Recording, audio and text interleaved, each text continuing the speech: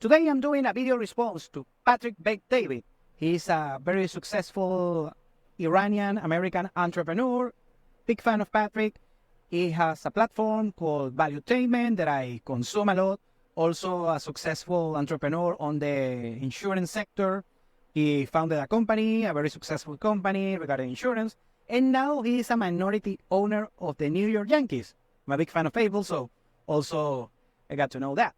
However, recently on his platform, Valuetainment, Patrick made a video commenting about migration, basically having this knucklehead, poorly educated Republican attitude towards migration. And I was very disappointed hearing how mistaken is Patrick David regarding migration. So today, I'm responding to his takes on migration to the United States. So let's start.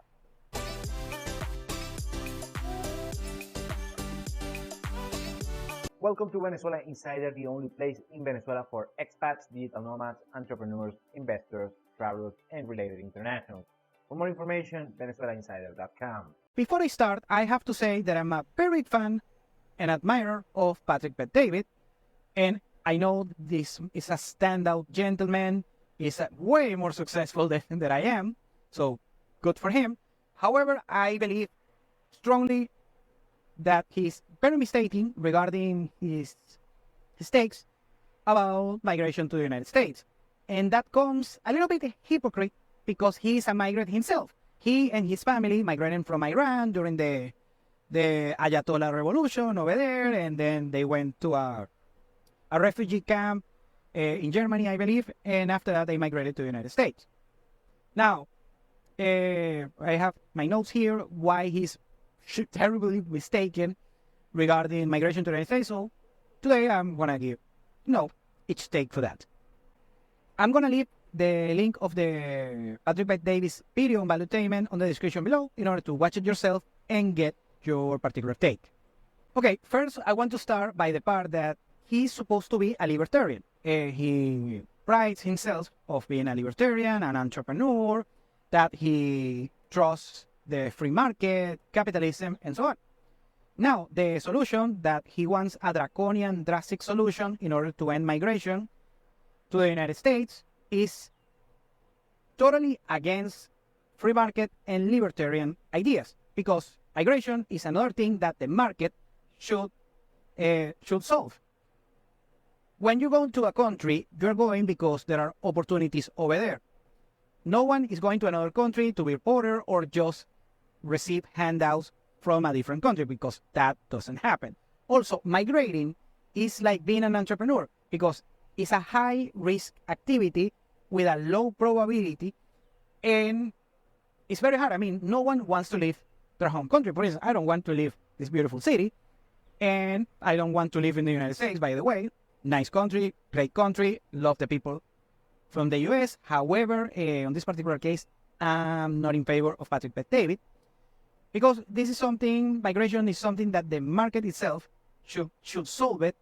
And he's basically, his solution as a libertarian is some bureaucrats on the United States and some authorities must solve the migration problem to the United States. And this is the same thing as saying that bureaucrats and politicians and so on, just as they are very inept solving economics, solving taxes, solving legislation, and so on and so on and so on. So they're supposed to solve the migration issue when they are not migrants themselves. Just starting by that, they don't know anything about migration, and they're gonna do a poor job, just as a politician or a bureaucrat does on these particular cases. Number two, he mentions something about housing shortages, that it does exist in the United States. Getting a property, your own home over there, the housing is very expensive in the country. Some young people cannot afford to buy their own homes. And also you have homeless issues over there in the United States. A lot of places like in California, like in New York, Florida, I saw it as well, Texas. And throughout the whole country, you have millions of homeless people. And the situation is going to get worse if you get more migrants. And indeed, of course, supply and demand, when you have more people competing for the same places, it's going to increase the prices. I get it. Simple supply and demand.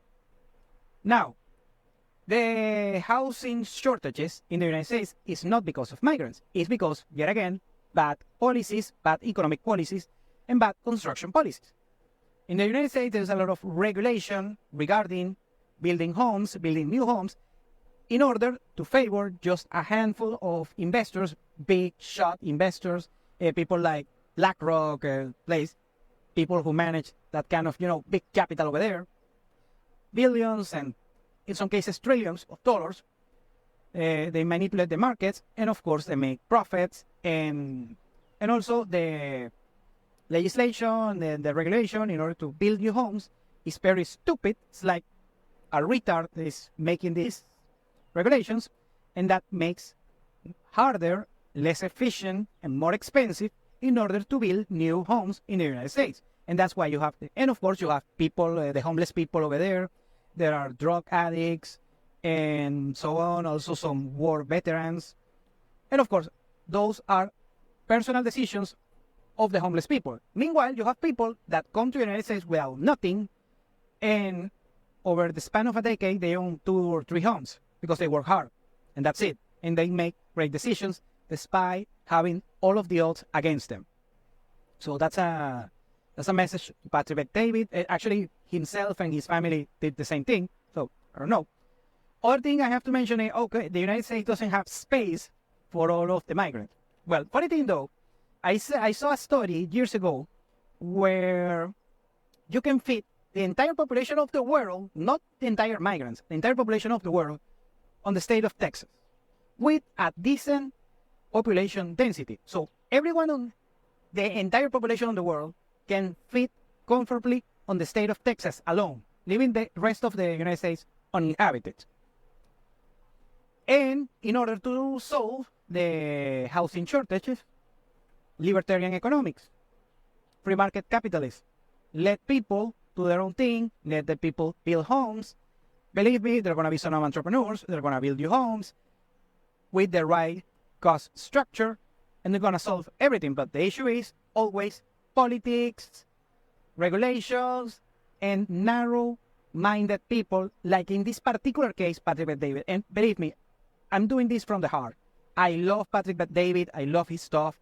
He's a great contributor to society and all of the free information, free content that he creates. However, and I'm particularly pissed off for his takes on migration. On this particular case, the housing shortages. Number 3, he mentions that he wants legal migration.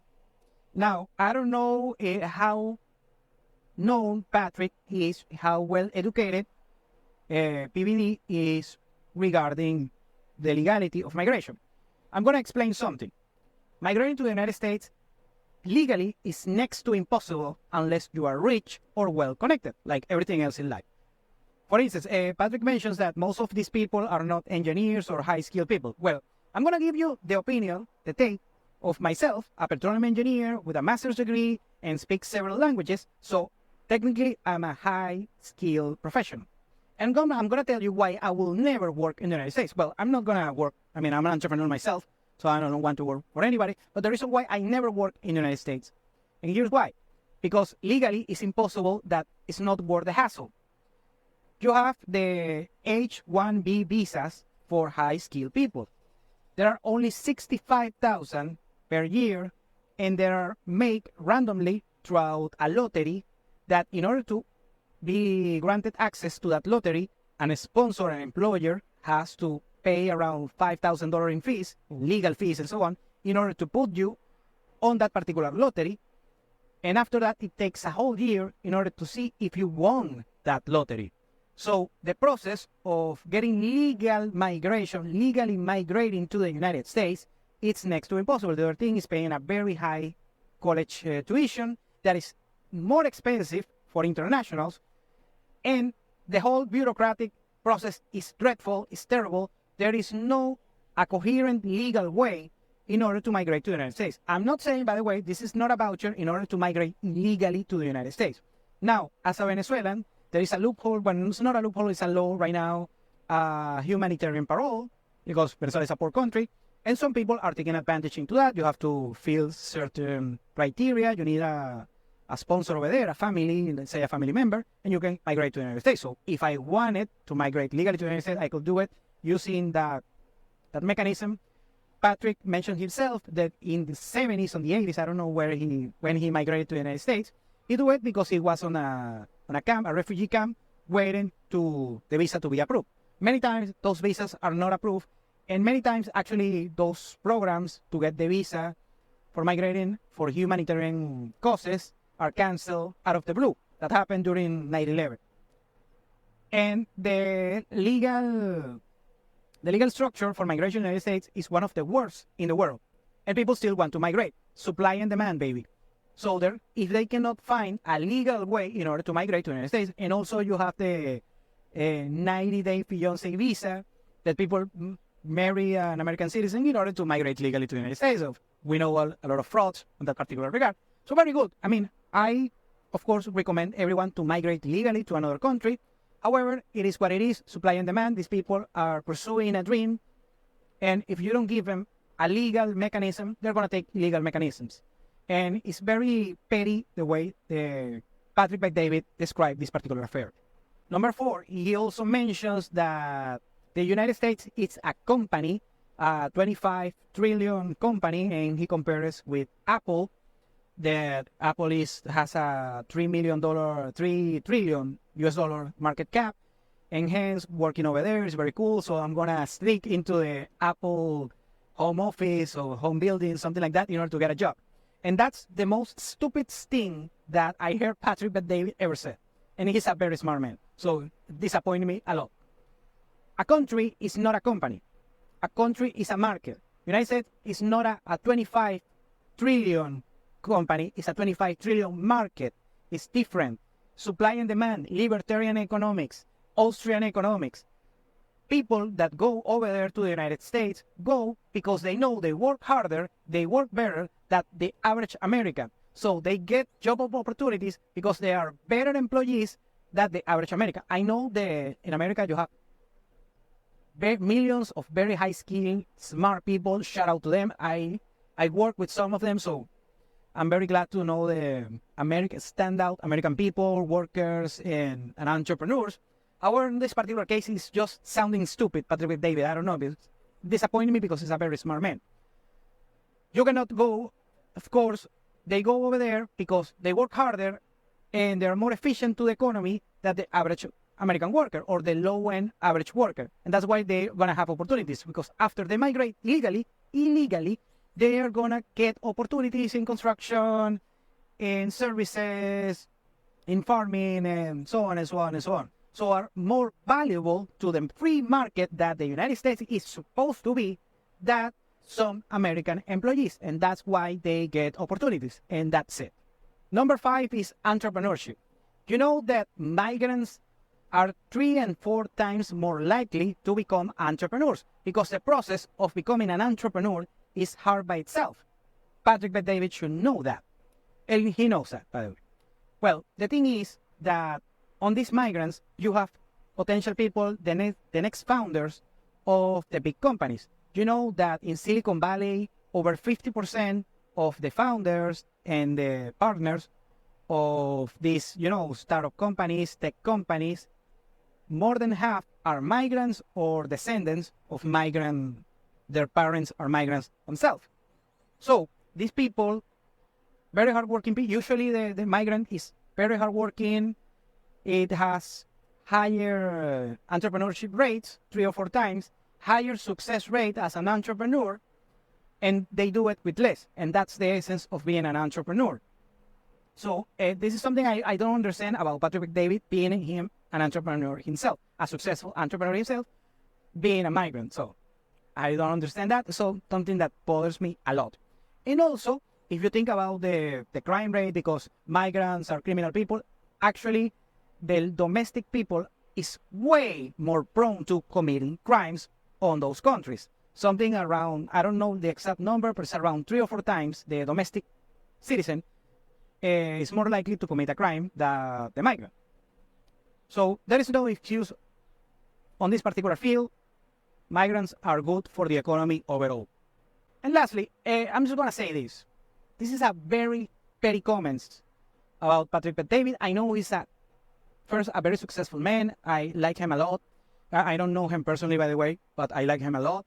I know his heart is in the right place because I believe he is a man of very good principles and a good heart. And he's doing it because, of course, he's American and he wants to protect America. And he is also a former military, something like that, former Marine. I don't know his military background, but I know he has it. But there are petty comments. And I'm not a migrant, but I know I have Venezuelan, I know Venezuelans who have migrated to the United States. And actually, I don't recommend anyone to migrate to the United States illegally.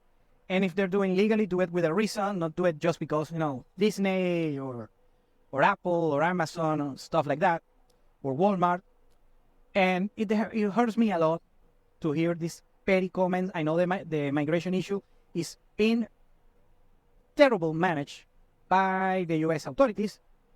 But these opinions by Patrick Bet-David are not helping anyone, actually are causing more harm than good. Because what happens is the backlash is having these narrow-minded, poorly educated, right-wing people. I'm not left-leaning by any chance, I'm a libertarian myself, that are going to commit crimes against those migrants. They're going to shoot migrants.